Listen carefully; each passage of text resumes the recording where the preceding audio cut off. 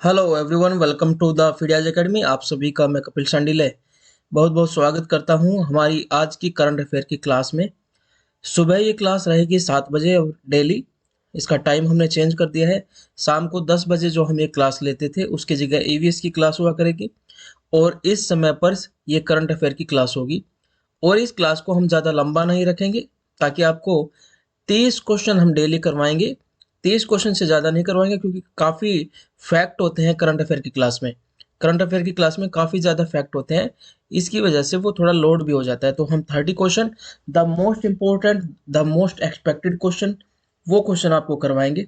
तो अभी तक हमने आपको मई जून दो जुलाई सॉरी मई जून ये आपको करंट अफेयर जो है कवर करवा दिए। और उसके बाद जुलाई ये भी कवर करवा दिया है। तो अब हम आपको जो कंप्लीट करवाएंगे वो अगस्त का करंट अफेयर कंप्लीट करवाएंगे। ठीक है, अगस्त के करंट अफेयर में हमारी रेंज रहती है 150 क्वेश्चन एक मंथ से। तो सबसे मोस्ट इंपॉर्टेंट क्वेश्चन उनको हम कवर करवाते हैं। तो पूरे साल की करंट अफेयर हम कवर करवा रहे हैं। जो भी बच्चे किसी भी एग्जाम की तैयारी कर रहे हैं या फिर टीचिंग एग्जाम की भी तैयारी कर रहे हैं, सबके लिए क्लास बेनिफिशियल होगी। पहला क्वेश्चन आपके सामने है, which country has launched gold coins to tackle rising inflation in July 2022। इस इन देशों में से किसने जुलाई 2022 में मुद्रास्फीति से निपटने के लिए सोने के सिक्के लॉन्च किए हैं? जिम्बाब्वे, एल साल्वाडोर, श्रीलंका या जाम्बिया? इनमें से कौन सा ऐसा देश है जिसने जो बढ़ती महंगाई है, मुद्रास्फीति है, उसके निपटने के लिए सोने के सिक्के लॉन्च किए हैं? तो आप सभी को मैं बता देता हूं कि हमारी क्लास डेली रहेगी 7 AM पर, जब हम अपना टारगेट अगस्त से बढ़ते हुए नवंबर तक कंप्लीट कर लेंगे। ठीक है, और मुझे लगता है दिसंबर भी कंप्लीट कर लेंगे। तो फिर जनवरी से हम डेली करंट अफेयर क्लास जो डेली होगी उसको कंटिन्यू करेंगे। अभी हम आपको मई से लेकर दिसंबर तक की करंट अफेयर को रिवाइज करवा रहे हैं। तो ये मई जून जुलाई 3 हो चुका है। अब अगस्त की करंट अफेयर हम आपके साथ शेयर कर रहे हैं, उसको डिस्कस कर रहे हैं। जो चैनल पर पहली बार आए हैं वो हमारे चैनल को जरूर सब्सक्राइब कर लीजिए। हमारे चैनल का नाम है द फीडियाज एकेडमी। और द फीडियाज एकेडमी को सब्सक्राइब करने के साथ साथ आप बेल आइकन जरूर दबा दीजिए, क्योंकि बेल आइकन दबाने से आपको नोटिफिकेशन डेली मिल जाएगी, क्लास मिस नहीं होगी, रेगुलरिटी आएगी आपकी पढ़ाई में। तो इसका सही आंसर है जिम्बाब्वे। जिम्बाब्वे काफ़ी दिन से जो है इकोनॉमिक क्राइसिस से जूझ रहा है। वहाँ पर मुद्रास्फीति इतनी है कि वहाँ पर 1 लाख का भी अगर उन्होंने कोई नोट छाप दिया है तो उसकी भी कोई वैल्यू नहीं है। तो उसको डील करने के लिए उन्होंने गोल्ड कॉइन लॉन्च किए हैं। ठीक है, दिस कंट्री हैज़ लॉन्च्ड। चलिए इसको हम थोड़ा सा आगे देख लेते हैं, थोड़ा एक्सप्लेनेशन भी देख लेते हैं। इसका सही आंसर तो हमें मिल ही गया है। देखिए, Zimbabwe central bank has launched gold coin to tackle rising inflation in the country. The coin is called Mosiotonia. मोसिओटोनिया टून्य नाम से जो है, which refer to Victoria fall in the local Tonga language. ठीक है, जो विक्टोरिया फॉल है उसको वहाँ की टोंगा लैंग्वेज में इस नाम से बोला जाता है। ठीक है, at time of launch the price of coin is $1824। इसका एक कॉइन का जो प्राइस है वो इतना डॉलर है। चलिए आगे बढ़ते हैं नेक्स्ट क्वेश्चन पे। Second question, the global union has recognise the right to clean and healthy sustainable environment as a human right. Which global union, कौन सी ग्लोबल यूनियन है, यानी कि वैश्विक संघ है कोई, जिसने स्वच्छता, स्वस्थ स्वस्थ हेल्दी रहना और टिकाऊ पर मतलब सस्टेनेबल, ये सतत पर्यावरण बोलेंगे इसको, सस्टेनेबल डेवलपमेंट, यानी कि ऐसा पर्यावरण जो आज की हमारी नीड को भी पूरा करे और आगे भी सस्टेनेबल डेवलपमेंट के लिए सतत पर्यावरण रहे, आने वाली पीढ़ियों के लिए भी उतना ही वैल्यूबल रहे, उतना ही क्वालिटी वाला रहे। इस सभी को एक मानव अधिकार के रूप में बोला बताया है। कौन सा वो संगठन है? यूनेस्को या यूनाइटेड नेशन, इंटरनेशनल कोर्ट या नीति आयोग? सही आंसर है इसका यूनाइटेड नेशन जनरल असेंबली जो है उसी का ये पार्ट है। जनरल असेंबली जनरली इसने पास किया है ये रिजोल्यूशन।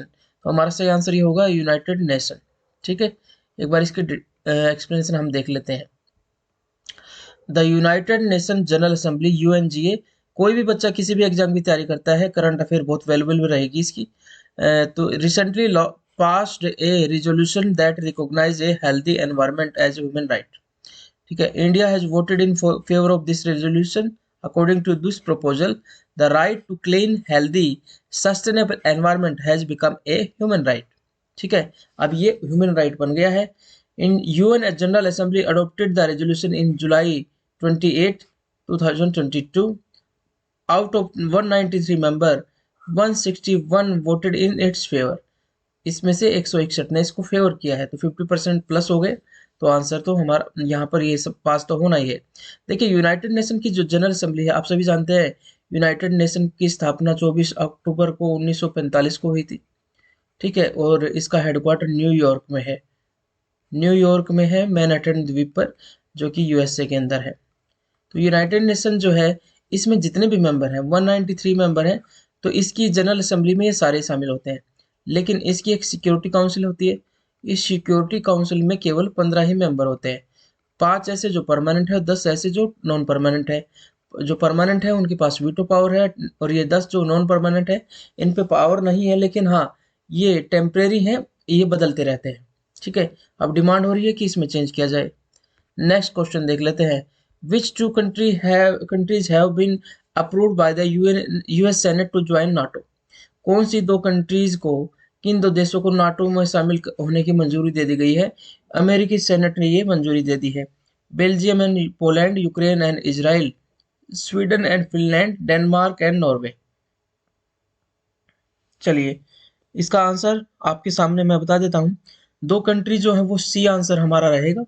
स्वीडन एंड फिनलैंड, इन दोनों को ये परमिशन दे दी गई है, मतलब इनको मंजूरी दे दी गई है नाटो में शामिल होने के लिए. ये दोनों ही जो कंट्री है ये नॉर्थ यूरोपियन कंट्री है. ठीक है, और नॉर्थ यूरोपियन कंट्री, और बिल्कुल वो उस एरिया के पास में जहाँ यूक्रेन भी है. तो इन दोनों ही देशों को ये स्कैंडिनेवियन कंट्री भी कहा जाता है. Scandinavian country. अभी तक ये कंट्रीज काफ़ी दूर रही है किसी भी पोल से, लेकिन अब माहौल जैसा देखा तो इन्होंने अप्लाई किया और इनको मंजूरी दे दी गई है किसमें, नाटो में शामिल करने के लिए. ठीक है, देखिए इसको थोड़ा सा इसको पढ़ लेते हैं. द सीनेट जो है वो यूएस पार्लियामेंट का अपर हाउस है. Approved the inclusion of Sweden and Finland in NATO. At present there are 30 member state in this organisation. There are 28 European and 2 North American countries. ठीक है, इसमें सब ज़्यादा तो यूरोपियन ही हो गए, लेकिन 2 नॉर्थ अमेरिकन कंट्री, इसमें एक यूएसए है. ठीक है, और आई थिंक इसमें कनाडा रहेगा. ठीक है, तो ये दोनों कंट्रीज जो है वो इसमें होंगे. चलिए आगे बढ़ते हैं नेक्स्ट क्वेश्चन की तरफ. नेक्स्ट क्वेश्चन क्या कहता है? Russia successfully launched which country's satellite into orbit in August 2022. Russia ने सक्सेसफुली एक सैटेलाइट को छोड़ा है जो किसी कंट्री का, दूसरी कंट्री का था. ठीक है, तो ये किस कंट्री का था बताइए. इसका आंसर ईरान, कजाकिस्तान, जापान या मंगोलिया. कौन सा आंसर आपके हिसाब से सही रहेगा? ठीक है, इसका आंसर सही जो है वो ईरान है का है. ईरान का सैटेलाइट छोड़ा गया है. ठीक है, अब इस सैटेलाइट का नाम क्या है, थोड़ा डिटेल इसकी देख लेते हैं. आप सभी अपने आंसर, क्योंकि ये रिकॉर्डेड क्लास है तो आपको लाइव ये क्लास मैं नहीं ले पाया, क्योंकि कुछ बहुत ज़्यादा कंजेशन रहा टाइम का, तो लाइव क्लास नहीं रह पाई, इसलिए ये रिकॉर्डेड क्लास है. लेकिन आपके साथ लाइव चैट में जुड़ने की जरूर कोशिश रहती है. ठीक है, आप अपना लाइव चैट में अपने आंसर टाइम से दिया कीजिए, इससे आप अपने आप को जज कर पाए. ऑलरेडी ये पीडीएफ आपको शेयर की गई है. ठीक है, कोर्स के अंदर, तो ये आप सब बच्चों के पास है, तो आप पढ़ के आए. Russia put Iran satellite Khayyam नाम का सैटेलाइट है into space orbit on August 9 with its Soyuz rocket. जो उसका सोयूज रॉकेट है उससे उसको छोड़ा है. ठीक है, और ये कहाँ से छोड़ा गया इतना जरूरी नहीं है. देखिए, कजाकिस्तान के एक स्थान से ये छोड़ा गया है. Iran claims that it has built in Khayyam satellite completely inside it's country. यानी कि ईरान का कहना है कि इंडिजिनस है पूरी तरीके से, ये उसके द्वारा ही सैटेलाइट बनाया गया था, बस छोड़ा गया है रशिया के द्वारा. जैसे हम भी इनसैट सैटेलाइट जो है वो दूसरे देशों से कभी कभी छुड़वाते हैं. United nation general secretary general Antonio Guterres has appointed rear admiral Guillermo Pablo Royos of which country as the head of mission and chief military observer for the United Military Observer Group in India and Pakistan? Bharat और पाकिस्तान का सीमा विवाद है, तो वहां पर United nation का observer group रहता है। तो वहां पर एक व्यक्ति है जिसका नाम है रियर एडमिरल गुलेर्मो पाब्लो रियोस। ये किस कंट्री के हैं जिनको यहाँ पर नियुक्त किया गया है एक ऑब्जर्वर के रूप में, भारत पाक की सीमा पर इसके ऑब्जर्वर के रूप में? इजिप्ट, नाम से आप थोड़ा सा आइडिया लगाने की कोशिश कर सकते हैं, मुझे लगता है Egypt, Argentina, Netherland and Israel. क्या नाम है, कौन सी कंट्री के हैं? देखिए यहाँ पर इजिप्ट के नाम से भी नहीं है। अर्जेंटीना के पास एक देश है ब्राजील, लगभग लगभग ये रियोज और पाब्लो इस तरह के नाम वहां पर होते हैं। सही आंसर हमारा अर्जेंटीना ही है। इसकी ज्यादा एक्सप्लेनेशन देखने की जरूरत नहीं है, बस इसको इतना ही रखते हैं। नेक्स्ट क्वेश्चन देख लेते हैं। Which who become new president of Kenya in August 2022? अगस्त 2022 में केन्या के नए राष्ट्रपति कौन बन गए हैं? William Ruto, James Marape, Gustavo Petro और बजरम बैगज। कौन इसका सही आंसर होगा? चलिए, इसका सही नाम है विलियम रूटो। ये बन गए हैं राष्ट्रपति। 50% से ज़्यादा वोट इनको मिले हैं और ये वहाँ के राष्ट्रपति बन गए हैं। कहाँ के? केन्या के। केन्या अफ्रीका की ही एक कंट्री है, ठीक है, अफ्रीका महाद्वीप के अंदर एक कंट्री है केन्या। चलिए, केन्या की एक क्रिकेट टीम भी पहले हुआ करती थी, आजकल सुर्खियों में इतनी ज़्यादा नहीं रहती। चलिए बढ़ते हैं नेक्स्ट क्वेश्चन की तरफ। एक्सप्लेनेशन हो गई है। चलिए, which country is hosting the Shanghai Cooperation Organisation defence ministers meet in August 2022? अगस्त 2022 में कौन सी कंट्री होस्ट कर रही है Shanghai Cooperation Organisation defence minister की मीटिंग अगस्त 2022 में? उज्बेकिस्तान, कजाकिस्तान, किर्गिस्तान या पाकिस्तान? आप सभी जानते हैं कि पाकिस्तान भी इसका मेंबर है, इंडिया भी इसका मेंबर है, चाइना भी इसका मेंबर है और इसके अलावा रशिया भी इसका मेंबर है। और इसके अलावा जो सेंट्रल एशिया के जो देश हैं जैसे उज्बेकिस्तान, कजाकिस्तान, किर्गिस्तान, ये भी इसके मेंबर है एससीओ की, संघाई कॉरपोरेशन ऑर्गेनाइजेशन के। तो इस यहाँ पर कौन सा देश में रक्षा मंत्रियों की बैठक जो है हो रही है? और यहाँ पर भारत के डिफेंस मिनिस्टर राजनाथ सिंह भी गए थे, ठीक है, भारत के डिफेंस मिनिस्टर राजनाथ सिंह ने भी इसको अटेंड किया है, ठीक है। कहाँ पर हुई? ये ताशकंद में हुई है, ठीक है। और ताशकंद कहाँ पर है? ये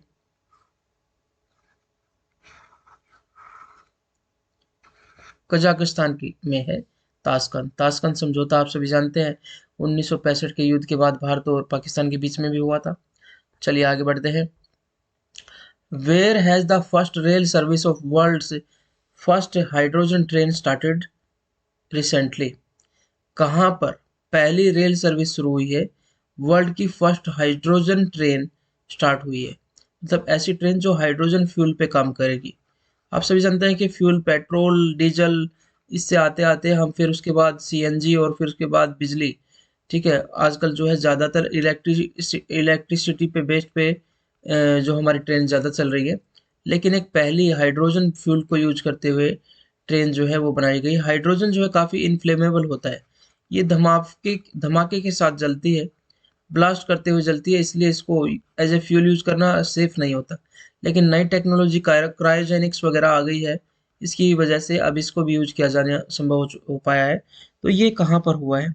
ये जर्मनी में हुआ है, ठीक है। जर्मनी रिसर्च के मामले में काफ़ी आगे रहता है। बड़ी बढ़िया बढ़िया जो गाड़ियाँ हैं जितनी भी, चाहे वो ऑडी हो कोई भी हो, जो हैवी गाड़ी काफ़ी सेफ गाड़ियाँ हैं वो सब जर्मनी से बिलोंग करती हैं, ठीक है। Germany the first line of hydrogen fuel train service has become operational in Germany, ठीक है। चलिए इसको थोड़ा सा डिटेलिंग करते हैं और फिर आगे बढ़ते हैं। In Germany the first line of hydrogen fuel train services have become operational. This is the first green rail service in the world. ये पहली ग्रीन रेल सर्विस है पूरे विश्व के अंदर। The service has been launched in German state of Lower Saxony.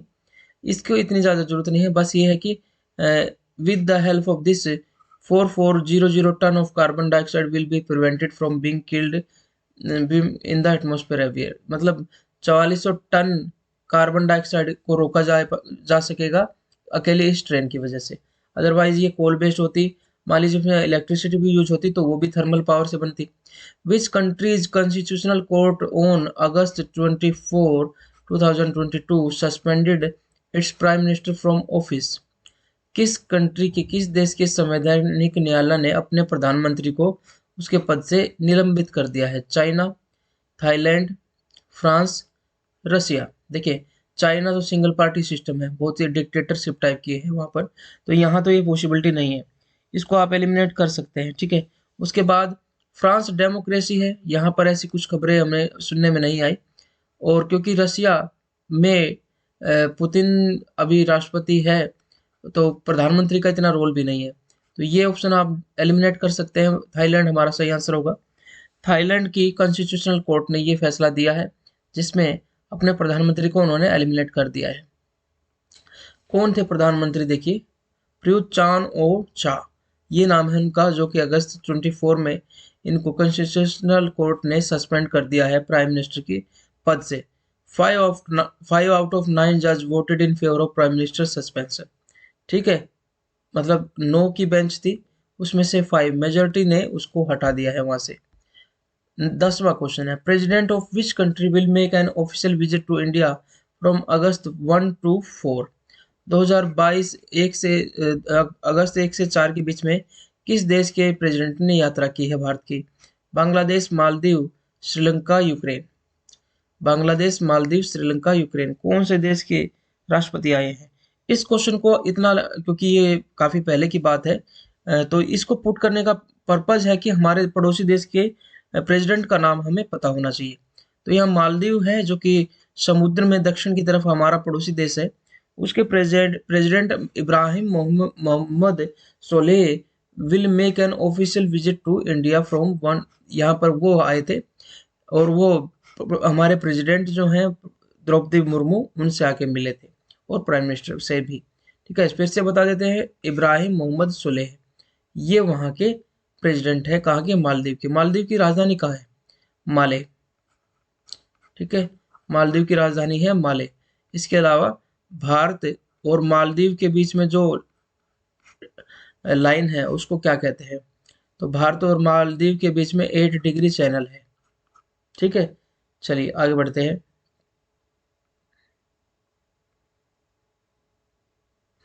Next question पे चलते हैं। Who has become Asia's richest women overtaking China's Yang Yan? कौन एशिया की रिचेस्ट वुमेन बन गई है, जिन्होंने चाइना की यांग यान को पीछे छोड़ दिया है? आंसर बताइए। आंसर है सावित्री जिंदल, सोनिया गांधी, प्रतिभा पाटिल और नीता अंबानी। देखिए, यहाँ पर दो ही ऑप्शन रखेंगे। सोनिया गांधी को इंडस्ट्रियलिस्ट के रूप में नहीं जानते हैं, प्रतिभा पाटिल को भी नहीं इंडस्ट्रियलिस्ट के रूप में जानते हैं, हालांकि इनकी नेटवर्थ काफी हो सकती है। लेकिन यहाँ देखिए, जिंदल स्टील इंडस्ट्रीज है और ये अंबानी यानी कि रिलायंस इंडस्ट्री, इनमें कंपटीशन रहेगा। तो यहाँ सावित्री जिंदल जो है, जो कि जिंदल स्टील की मालिक हैं, तो उनको, उनकी वर्थ जो है, इन्होंने डिस्प्लेस किया है 18 बिलियन डॉलर। 18 बिलियन डॉलर की इनकी वर्थ बनती है, तो इन्होंने डिस्प्लेस कर दिया है। एशिया की रिचेस्ट वुमेन है। ठीक है, चाइना की यांग यान को रिप्लेस कर दिया। देखिए, ये वर्ल्ड की निपता है, एशिया की रिचेस्ट वुमेन है, तो ये इसके भी ध्यान रखेंगे। चलिए आगे बढ़ते हैं नेक्स्ट क्वेश्चन पे। आप हमारी क्लास के लिए सजेशन जरूर दे सकते हैं कि कैसे इंप्रूवमेंट की जाए, लेकिन हाँ, करंट अफेयर की आप तैयारी कर रहे हैं, जीएस की तैयारी कर रहे हैं, तो छोटे छोटे कैप्सूल के रूप में आपको बहुत अच्छे क्वेश्चन यहाँ पर मिलते ही रहेंगे। ठीक है, ये आ गया है। The company is third largest producer of steel in India and also operate in cement industry and infrastructure. At which place in July 2022, Prime Minister Modi has laid the foundation stone of the headquarter building of the International Financial Service Center Authority? Bharat में किस स्थान पर international वित्तीय सेवा केंद्र प्राधिकरण, international financial centre service centre authority की स्थापना कहाँ पर प्रधानमंत्री कर रहे हैं? ठीक है, तो यहाँ पर सही आंसर हमारा होगा गांधीनगर, गुजरात। काफी क्वेश्चन जो है, हमने आपको पहले भी इसका हिंट दिया था कि बहुत सारी एक्टिविटी प्रधानमंत्री की गुजरात के अंदर रही है, क्योंकि गुजरात जो है इलेक्शन स्टेट भी रहा था, तो वहाँ पर मोदी जी विजिट करते रहे। वो इलेक्शन कैंपेन का इनडायरेक्ट पार्ट भी हो सकता है। मोदी जी का ये गृह राज्य है, तो यहाँ पर अंतर्राष्ट्रीय वित्त सेवा केंद्र प्राधिकरण के मुख्यालय का जो है शिलान्यास इनके द्वारा किया गया। चलिए आगे बढ़ते हैं। अब आगे है, which state has become the first state to launch a semiconductor policy. Semiconductor जो है वो बहुत ज़्यादा बनाने पर भारत सरकार जोर दे रही है, क्योंकि इलेक्ट्रिसिटी के जो उपकरण हैं, एक तो वो उनमें यूज होता है, दूसरा सेमीकंडक्टर कंप्यूटर में बहुत ज़्यादा यूज होते हैं। तो ये ज़्यादातर हमें इंपोर्ट करने पड़ते हैं, खासतौर से जो सिलिकॉन से बने हुए जो हैं चीज़ें हैं। तो सिलिकॉन से बनी हुई चिप्स जो हैं वो मोस्टली चाइना से पूरे वर्ल्ड में सप्लाई हो रही है। तो India is also concentrating to increase its production in electrical appliances और बाकी जो इलेक्ट्रॉनिक्स का चीज़ें हैं। तो आपने देखा था कि पीछे भारत ने एक डिसीजन लिया था कि जो जो सामान भारत में बना सकते हैं, बहुत सारे आइटम को लिस्ट किया था, तो उनको बंद बैन कर दिया था बाहर से मंगाने के लिए। ठीक है, तो यहाँ पर किस स्टेट ने, अब स्टेटों के बीच में कंपटीशन हो रहा है, कौन सा स्टेट है जिसने पहली सेमीकंडक्टर पॉलिसी लॉन्च की है। ठीक है, तो इसका सही आंसर क्या होगा, असम, गुजरात, छत्तीसगढ़। तो देखिए ये फिर से मैं कह रहा हूँ, गुजरात गवर्नमेंट ऐसी गवर्नमेंट है जो कि पहली स्टेट बन गई है जिसने अपनी सेमीकंडक्टर पॉलिसी जो है लॉन्च कर दी है। ठीक है, चलिए आगे बढ़ते हैं नेक्स्ट क्वेश्चन पे। मैंने कहा कि काफ़ी क्वेश्चंस का हिंट आपको गुजरात की कैंपेनिंग और इससे मिलता रहेगा। What is the name of point. मैं ऐसा नहीं कह रहा कि हर क्वेश्चन में यही आंसर ऑप्शन लगाना है, लेकिन मुझे लगता है कि 30-40% जो क्वेश्चंस हैं वो वहीं से बिलोंग करते हुए दिख रही है। What is the name of point 5140 hill of Dras sector of Kargil changed. Dras sector की एक चोटी है जिसका नाम है 5140 हिल्स, द्रास सेक्टर कारगिल। ठीक है, ये लद्दाख में पड़ता है। पहले जम्मू कश्मीर में हुआ करता था, लेकिन वहाँ पर जम्मू कश्मीर को और लद्दाख को अलग कर दिया गया है, दोनों को यूनियन टेरिटरी बना दिया गया है। ये आप जानते ही हैं, पहले आपको ये चीज़ें करवाई गई है। तो ये लद्दाख के अंदर पड़ता है। तो इसको किस नाम से जाना जाएगा अब इस चोटी को।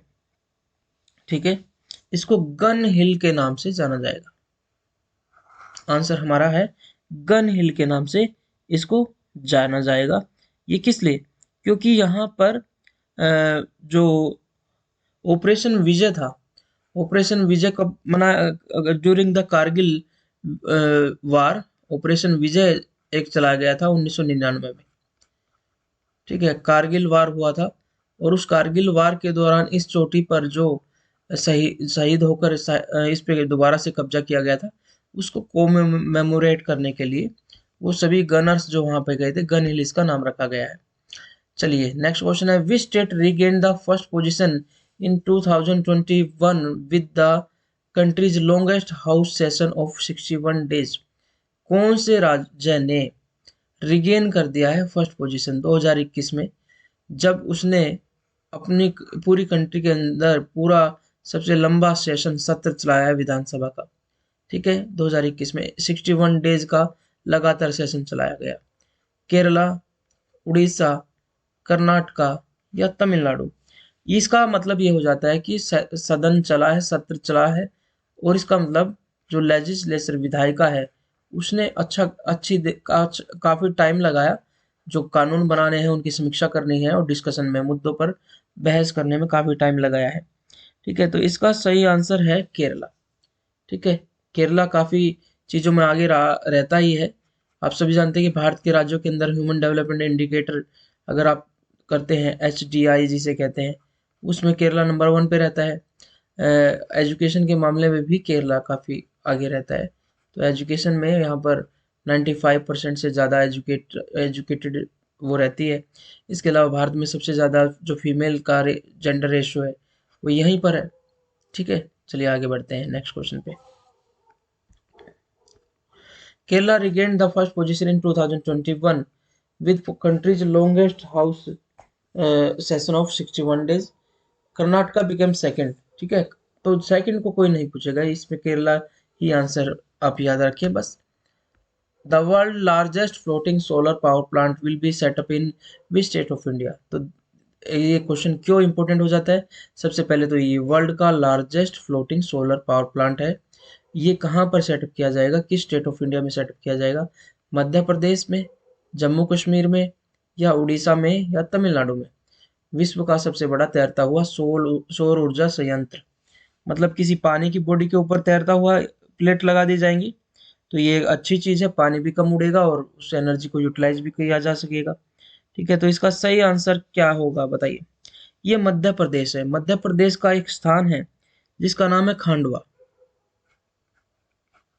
यहाँ पर इसको सेटअप किया जा रहा है। ठीक है, खांडवा।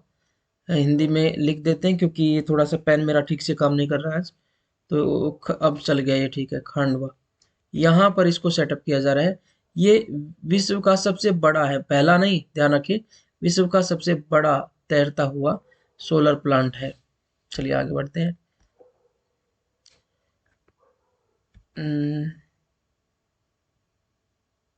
600 मेगावाट की कैपेसिटी है इसकी। ठीक है, क्वेश्चन है, in August 2022 the government of India released a commemorative postage stamp in honour of home. अगस्त 2022 में भारत सरकार ने किसके सम्मान में एक स्मारक डाक टिकट जारी किया है? अगस्त 2022 में एक डाक टिकट जो है भारत सरकार ने जारी किया है, किसके सम्मान में? पिंगली वेंकैया, भीमराव अंबेडकर, रविंद्रनाथ टैगोर, या पोटी श्रीरामलू? ठीक है, देखिए यहाँ पर during this year freedom fighter है एक, जिन्होंने पिंगली वेंकैया कहते हैं इनको। इन्होंने हमारे जो तिरंगा झंडे का डिजाइन इन्होंने बनाया था। ठीक है, तिरंगा झंडे का डिजाइन इन्होंने बनाया था, इन्हीं के नाम पर ये लॉन्च किया गया है। और क्योंकि अगस्त का महीना था, तो इसी समय पर हर घर तिरंगा नाम से एक कैंपेन चलाया गया था। ये जो होम मिनिस्टर हैं, जो पहली क्लास में हमने डिस्कस किया, हर घर तिरंगा जो कैंपेन है जो होम मिनिस्ट्री के अंडर चला था, अमित शाह ने इसको शुरू किया। तो उसी दौरान पिंगली वेंकैया को कोमेमोरेट करने के लिए, उनके योगदान को दिखाने के लिए एक जो है पोस्टेज स्टैम्प जो है वो लॉन्च किया गया। भीमराव अम्बेडकर तो आप जानते हैं कि जो ड्राफ्टिंग कमेटी ऑफ कॉन्स्टिट्यूशन थे उसके अध्यक्ष रहे, आधुनिक भारत का भारत के पहले कानून मंत्री इनको कहा जाता है। ठीक है, इसके अलावा इन्होंने जो है कई सारे संगठन से इनकी जो है क्वेश्चन आते हैं। रविंद्रनाथ टैगोर, नोबेल प्राइज मिला इनको। पोती श्रीरामल्लू, ये जो है आंध्र प्रदेश बनाने के लिए भाषा के आधार पर तेलुगु प्रदेश बनाने के लिए इन्होंने जो आंदोलन किया था 1956 में, इनकी मृत्यु हो गई थी, तो 1956 में इनकी मृत्यु के बाद आंध्र प्रदेश बनाया गया था। तो ये 17वां क्वेश्चन का आंसर हमारा ए हो गया। कई चीजें और डिस्कस कर ली साथ में। 18वां क्वेश्चन देखते हैं, who has become the new vice president of India? Bharat के नए राष्ट्रपति कौन बन गए हैं? अच्छा, आज पहली क्लास है तो इसलिए इस क्लास को हम 20 क्वेश्चन पर ही रखेंगे। आप सभी को कैसा एक्सपीरियंस रहेगा, आप सभी के रेस्पॉन्स के हिसाब से फिर हम इसको 30 क्वेश्चन तक लेके जाएंगे। ठीक है, तो आपका रिस्पॉन्स अच्छा रहेगा तो ठीक है, अदरवाइज फिर 20 पे ही रखेंगे। जगदीप धनखड़, मार्गरेट अल्वा, वेंकैया नायडू, या इनमें से कोई नहीं? आप सभी जानते हैं क्या, इससे पहले तो वेंकैया नायडू थे। ठीक है, अब जगदीप धनखड़ बन गए हैं। ठीक है, तो हमारा सही आंसर ए हो गया। और भारत की राष्ट्रपति भी बदल गई है, आप सभी जानते हैं रामनाथ कोविंद की जगह अब द्रौपदी मुर्मू हो गई है। चलिए, इन्होंने किसको हराया है? यूपी के कैंडिडेट मार्गरेट अल्वा को हराया है जी इन्होंने। तो ये ऑप्शन दूसरा था ना, ये भी कंफ्यूजिंग ही हो सकता था। Which state government has decided to develop a Sanskrit speaking village in each district? कौन से राज्य ने ये डिसाइड किया है कि उसके राज्य के हर एक जिले में एक संस्कृत भाषी गांव विकसित करने का निर्णय किया है? एक ऐसा गांव बनाया जाए जो संस्कृत भाषा में निपुण हो, भाषा बोल सकता हो। उत्तराखंड, हिमाचल प्रदेश, आंध्र प्रदेश, या हरियाणा? तो ये मुझे लगता है एक्सपेक्टेड तो आप आंसर दे ही नहीं पाएंगे, तो आपको या तो आप पढ़ के आए हैं तो आपको आंसर होगा मिलेगा, अदरवाइज देखिए यहाँ पर हमारा आंसर आ गया है उत्तराखंड। उत्तराखंड में टोटल 13 डिस्ट्रिक्ट हैं और वो चाहते हैं कि हर एक डिस्ट्रिक्ट में एक गांव, यानी कि 13 टोटल गांव ऐसे हों जो संस्कृत भाषी हों। ठीक है, और इनको संस्कृत ग्राम कहा जाएगा, संस्कृत ग्राम से इनको कहा जाएगा। ठीक है, और इस राज्य की सेकंड ऑफिशियल लैंग्वेज भी संस्कृत है। ठीक है, ये चीजें यहाँ से आपको याद रखनी होगी, इसके सॉल्यूशन में चीजें हैं। Uttarakhand government has decided to develop one Sanskrit speaking village in each of 13 districts. Such villages will be called Sanskrit Grams. Last question of today. Which state is going to implement a 100% national education policy in higher education from the next academic year? कौन से राज्य ने ये decide कर लिया है कि अगले शैक्षणिक वर्ष से उच्च शिक्षा में 100% नई शिक्षा नीति जो है राष्ट्रीय शिक्षा नीति उसको लागू कर दिया जाएगा उच्च शिक्षा के अंदर। तो यहाँ पर गोवा है, हिमाचल प्रदेश है, आंध्र प्रदेश है और हरियाणा है। तो कौन सा वो स्टेट होगा बताइए। गोवा के चीफ मिनिस्टर हैं जिनका नाम है प्रमोद सावंत, मोदी, प्रमोद सावंत। इन्होंने ये डिक्लेयर किया है, ठीक है, कि वो लागू कर देंगे। ठीक है, तो कर्नाटका पहला स्टेट था जिसने एनईपी को लागू किया 2021 में। ठीक है, उसके बाद हायर एजुकेशन में कौन कर रहा है पहले पे, ये प्रमोद सावंत है। चलिए यहाँ पर हम इस क्लास को एंड करते हैं। ये 20 क्वेश्चन की क्लास रखी है आपके लिए क्विक रिवीजन के लिए। तो आपको ये क्लास कैसी लगी पहले तो ये बताइए। अगर पसंद आई तो लाइक कर दीजिए, और अगर पहली बार क्लास में आए हैं तो सब्सक्राइब कर लीजिए ताकि डेली क्लास आपको मिलती रहे। ठीक है, और अपनी पढ़ाई की शुरुआत आज सुबह पहली डोज से कर लीजिए। तो ये सुबह जागने का वक्त है, सुबह आप जाग गए हैं, सुबह जाग जाइए। ठीक है, अच्छी शुरुआत मानी जाती है कि वेल बिगन इज, अच्छी शुरुआत इज हाफ डन, यानी कि आधा काम हो गया है। अच्छी शुरुआत कीजिए अपने दिन की, पानी पीजिए सुबह उठकर, अपने आप को फ्रेश कीजिए, अच्छे से मुंह धोइए, अच्छी डाइट लीजिए। ठीक है, नहा धो के पढ़ने बैठ जाइए। आपका दिन शुभ हो, खुश रहिए, खूब मेहनत कीजिए। जय हिंद, जय भारत।